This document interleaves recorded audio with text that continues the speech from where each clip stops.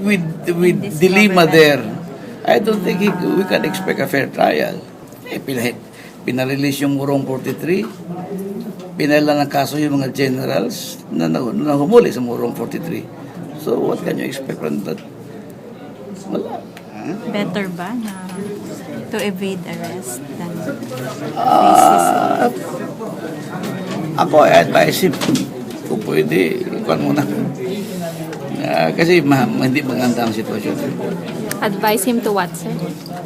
Continue his doing? plano.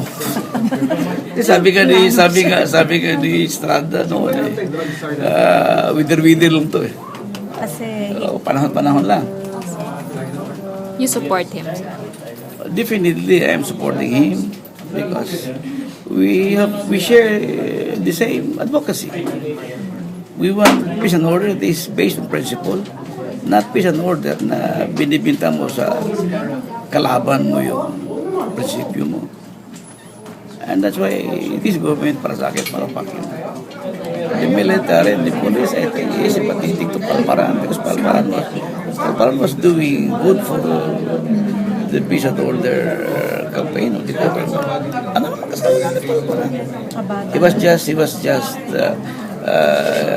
doing his job. And I think sa lahat ng mga generals na nakita ko, si Palparan lang yung talagang hands-on na general. He's not armchair na general. Baka yun dyan nagagalit because this government is being influenced by the communists.